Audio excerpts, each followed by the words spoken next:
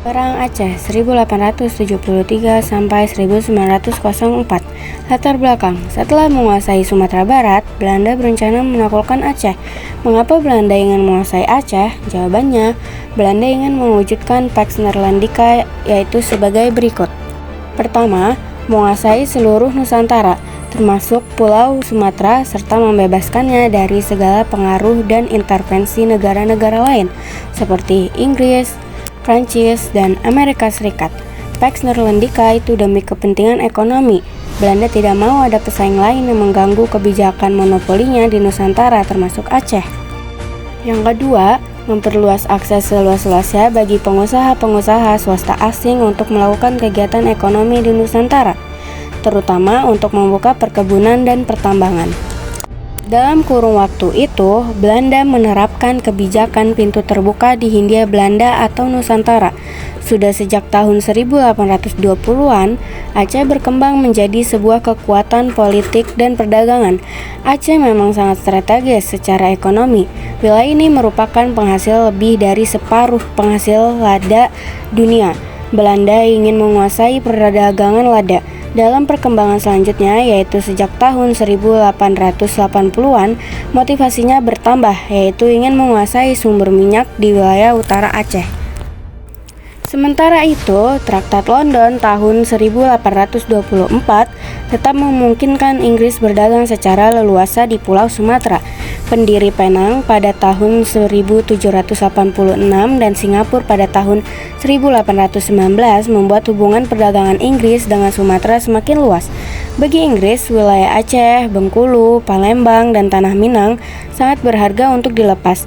Oleh karena itu, Inggris berkepentingan untuk selalu menaruh perhatian pada segala sesuatu yang terjadi di Selat Malaka, yang merupakan jalur perdagangan Tiongkok-India, yang menjadi tujuan akhir dari kegiatan perdagangan di wilayah-wilayah itu.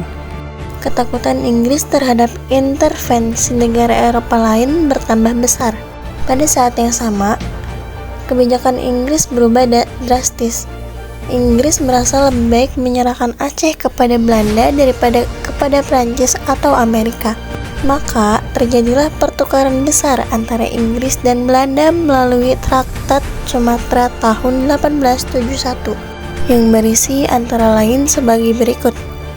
Yang pertama, Belanda diberi kebebasan penuh di Sumatera atas persetujuan Inggris. Yang kedua, Belanda menyerahkan Ghana di Afrika ke Inggris. Yang ketiga, Inggris diperkenankan mengirimkan kuli-kuli kontrak India ke Suriname. Yang terakhir, pedagang Inggris dan Belanda mempunyai hak-hak yang sama di Sumatera, yaitu dari Siak ke arah utara. Jalannya perang di Aceh. Pada awal tahun 1873, utusan Aceh berunding dengan konsul Amerika Serikat di Singapura mengenai kemungkinan terwujudnya suatu perjanjian antara Aceh dan Amerika Serikat. Mencegah terjadinya perang, pada tahun 1873, utusan Belanda menghadap Sultan Mahmud di Kutaraja. Utusan ini menyampaikan tuntutan agar Kesultanan Aceh bersedia tunduk kepada pemerintah Belanda. Namun, Sultan Mahmud menolak, yang kemudian dianggap oleh Belanda sebagai pernyataan perang. Pada bulan Maret tahun yang sama, Belanda di bawah pimpinan Jenderal J.H.R. Kohler melancarkan serangan pertama langsung ke pusat istana, yaitu di Kutaraja atau Banda Aceh, dengan kekuatan 3.000 serdadu. Di luar dugaan, Belanda dipukul mundur dengan korban jiwa yang besar. Jenderal Kohler beserta 80 serdadu tewas. Kegagalan serangan pertama memicu serangan kedua pada akhir tahun yang sama, 1873, di bawah pimpinan Majen Jan van Swieten. Sebanyak 8.500 orang serdadu, 4.300 orang pelayan dan kuli, serta 1.500 orang pasukan cadangan dikerahkan. Dalam serangan ini, Belanda berhasil menduduki istana. Meskipun demikian, perjuangan rakyat Aceh tidak berhenti.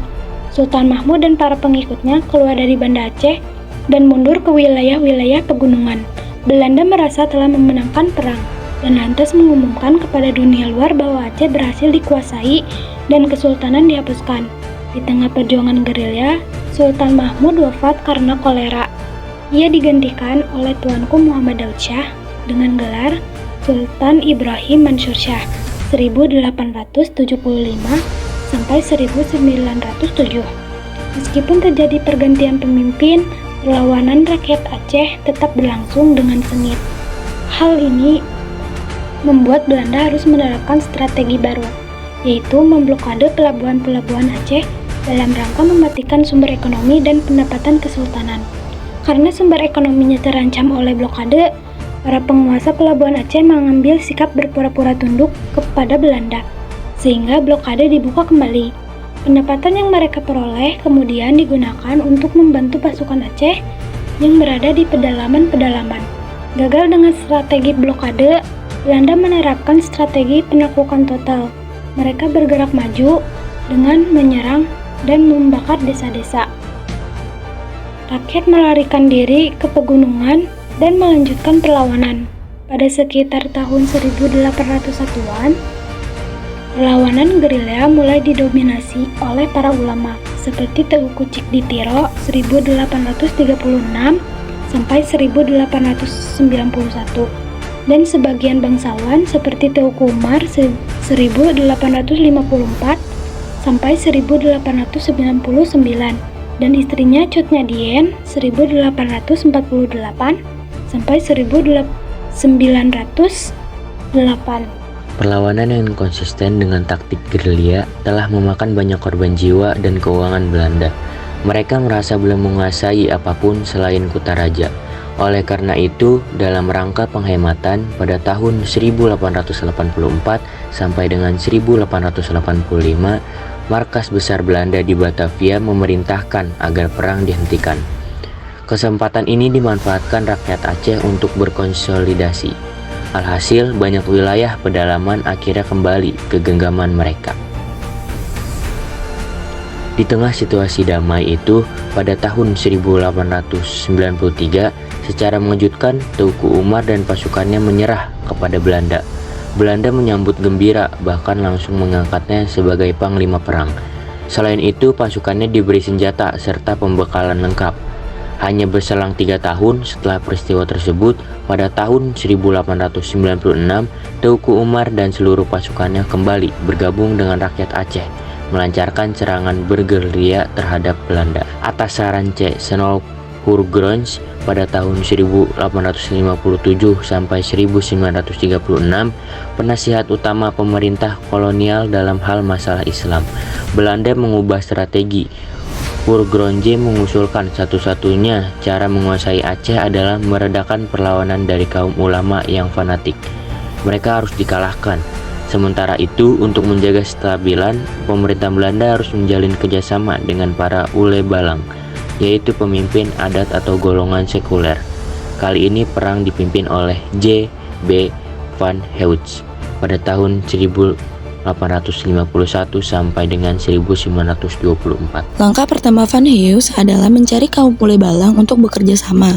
Setelah bersedia, Hurgronje mengajukan suatu kesepakatan politik baru dengan mereka, yang disebut dengan pernyataan singkat, Korte Verklaring.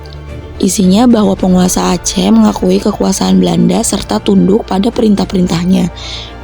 Pernyataan yang diperkenalkan pertama kali di Aceh pada tahun 1898 ini kemudian menjadi perjanjian standar yang berlaku untuk raja-raja di Nusantara. Selanjutnya, raja-raja lokal di Aceh diangkat menjadi semacam bupati seperti di Jawa.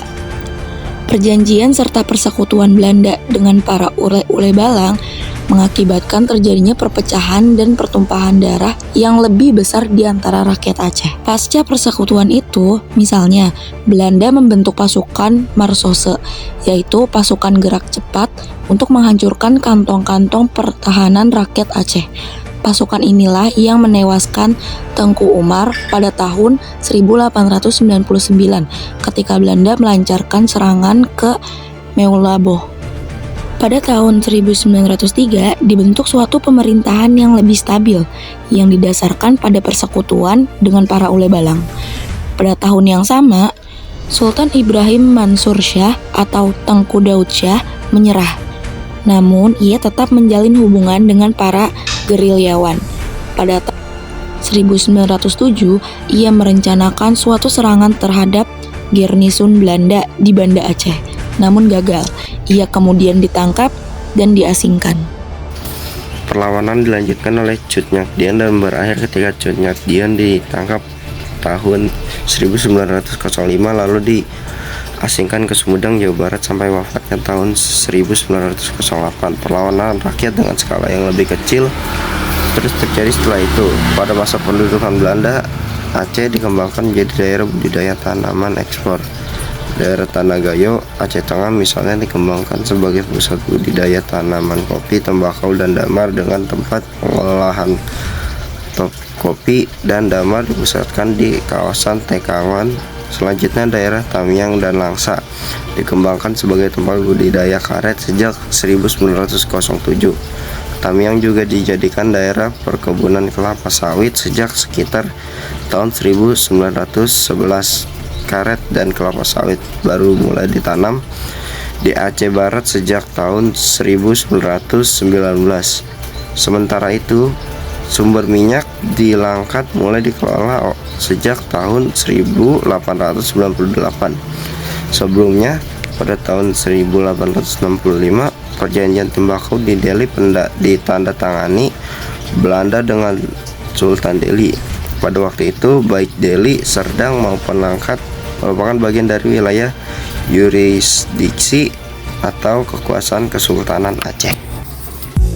Oke, jadi podcast kami sudah selesai nih guys. Gimana tanggapan kalian tentang podcast kami? Silahkan komen di kolom komentar ya. Bye-bye.